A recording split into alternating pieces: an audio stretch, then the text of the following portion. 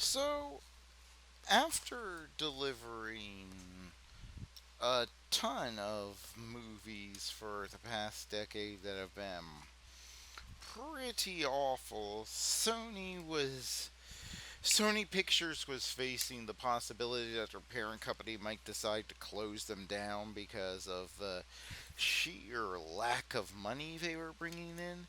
And their response to this has been interesting in that on the one hand, it caused them to clean up what they were doing with Spider Man, and it seems cut back Marvel's input into the movies and decide to celebrate Spider Man's 60th anniversary, which was also the 20th anniversary of their own film franchise with the very well received No Way Home. And on the other hand, it seems to have been to release movies that are nothing but meh. In fact, I describe Sony Pictures' current output as being the king of meh, with the occasional brilliant film thrown in. However, that seems to go hand in hand with what Columbia has been since at least the Coca Cola Company owned them in the 80s. And if you don't know, Sony Pictures is what's left of the once great Columbia Pictures. The, it's kind of sad if you're a classic movie buff, because this used to be the home of Frank Capra, for crying out loud. Yeah, yeah. Back in the day, this was Frank Capra's home studio, and while they weren't the biggest studio in Hollywood, they were a prestigious one, and now, yeah, if meh is the best you can do. Ugh. But that seems to go hand in hand with a creative enterprise being taken over by a massive corporation that answers to BlackRock. So, what do you expect? However, at least in the case of this film, it's entertaining, meh. Unlike, say, Morbius oh, well, and Uncharted, which were boring, meh, and Venom, that was okay but uninteresting, held, meh, held up by the charisma of its star. Now, that's really what made Venom entertaining to me, especially the last one. Only the two leads made that movie cross the line into average territory. This one is a little above average if you enjoy over the top heist movies with a high concept and that seem to have taken a lot, and I mean a lot of inspiration from Quentin Tarantino, especially Kill Bill. In fact, in a way, this movie feels like it escaped from like 2005 and 2006 when the success of Kill Bill fueled a bunch of high concept, flashy sort of action movies with a limited cast duking it out. And that's what this movie is. Yeah. Brad Pitt seems a little older than the character he's playing, but that happens all the time in Hollywood. He does a good job. There are lots of Japanese actors I recognized from Japanese stuff, so it was fun to see them in a big budget action film. And the story is it's simple, but it's complex in how the characters are related to it, if that makes sense. It's a very simple story about everyone on a train having their own reasons to want to get a suitcase, which, yeah, could you get any more Pulp Fiction? But the action isn't Pulp Fiction. The dialogue isn't Pulp Fiction. In fact, if I had to describe the dialogue in one way, I would say that it felt most like the dialogue in the Ashen's movies. Yeah, odd that that should have some sort of impact in Hollywood, but yeah, there's two ultra low budget movies made by YouTuber Stuart Ashens and the Quest for the Game Child, and Ashens and the Polybius Heist. The dialogue is very much like that. It's very much people in an over the top situation, but then getting into situations where they have to take a breath and then it getting awkward, and also the characters every character has their own quirk and their own purpose in the plot and their own reason that they're there, and part of the fun is watching that play out. So I was going to give a sort of traditional breakdown of a plot, but I really don't want to now because there were a few twists, and the twists don't come in how the plot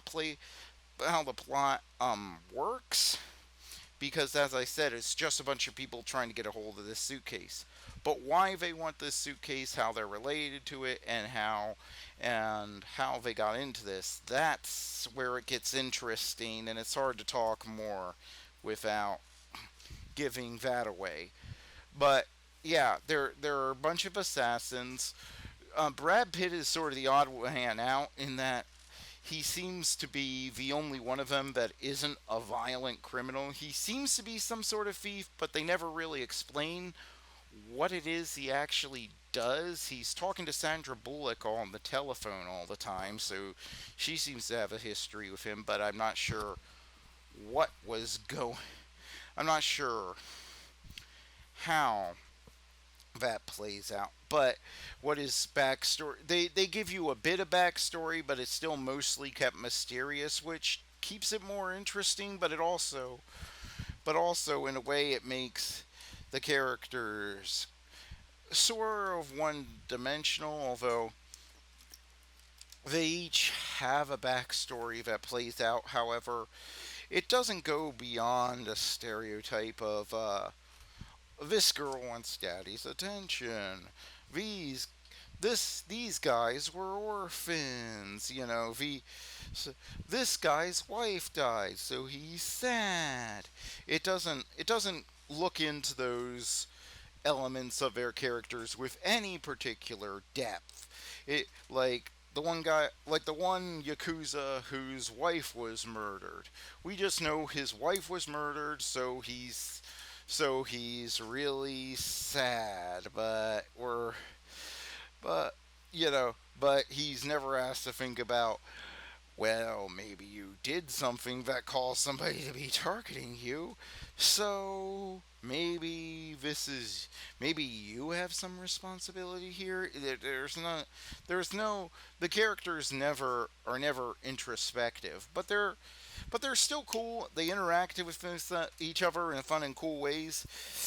Pretty much every line of dialogue got some sort of laugh, and it's a very jokey film. So if you're expecting something serious in the vein of Quentin Tarantino, this isn't that.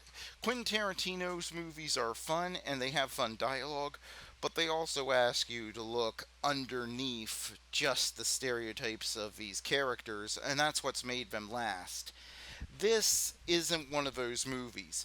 I think it thinks it's a Tarantino movie because it's all flashy with its action, and it has a very Tarantino look to it and a very Tarantino style plot. And confining all the action to this train gives it a nice claustrophobic feel. Keeps you the stakes going, keeps you focused on the stakes, keeps them from getting too over the top, and it is sort of refreshing to see this type of movie again. I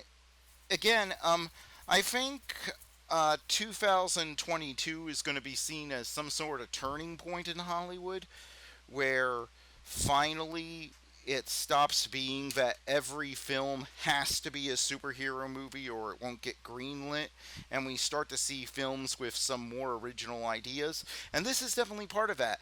And I'm definitely very glad I saw it. I had a blast watching this. I know it may sound like But but I'm just trying to manage your expectations. When I say that this is some of the most fun I had in theaters in years, I want to manage your expectations that you're just going to have fun.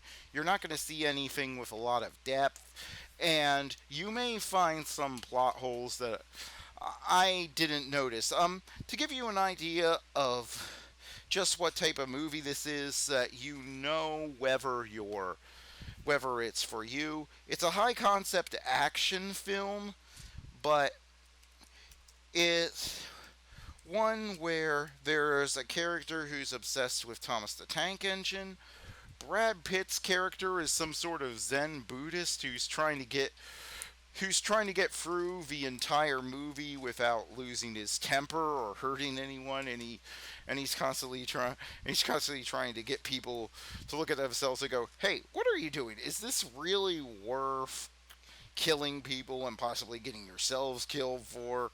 And of course, all the deadly yakuza assassin types on the train say, "Yes, it is," and so that's sort of a running gag throughout the movie is and he does a pretty good job. He but it's like one of those things where and the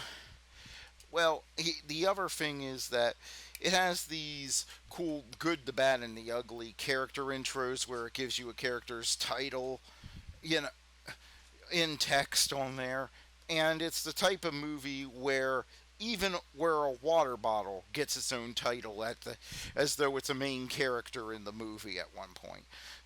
So and it does have some of the best action I've seen this year. My only quib is that with the action is that it's kept completely CGI free for for up until the very climax of the movie. Then there's a scene that is fully CGI, and that sort of took me out of it. And I have nothing against CGI. I have nothing against over the top CGI used to tell a story. There are a lot of movies that I like Sky Captain, that were pretty much nothing but CGI. However, when your movie has been in a practical set and practical actors interacting with each other with practical props and a real snake up to that point, all of a sudden having massive amounts of CGI going on, just for me anyway, they took me out of it for while that was there. However, it's just a brief, like, 90-second bit at the very end of the movie, and the rest of this is over the top, R-rated, Robert Rodriguez, Quentin Tarantino style action, although, as I said, it's not nearly as deep as the works of those two filmmakers, but still, you're going to have a blast seeing this if that's your type of movie. It's not the best, but it's far from the worst, and I'd say it's up there with The Northman as my favorite action picture I, I've seen so far this summer, or at least the most original I've seen. And it it's definitely worth seeing, and I would see it in theaters again because I think that will give you more of a sense that you're trapped on this train with Brad Pitt. So yeah, I would definitely say that I think seeing it in theaters will improve that. That's always a question nowadays. Now that everything comes to streaming within like 45 days, is, well, what's the advantage of seeing this in theaters? Well, the one advantage I think I found was that I felt like I was on that train. So yeah, I give this 2.5 stars out of 5, which, yeah, which is pretty good in this day and age, and you're gonna have fun watching this. So if this sounds like your cup of tea, enjoy. Thank you, and I'll see you next time.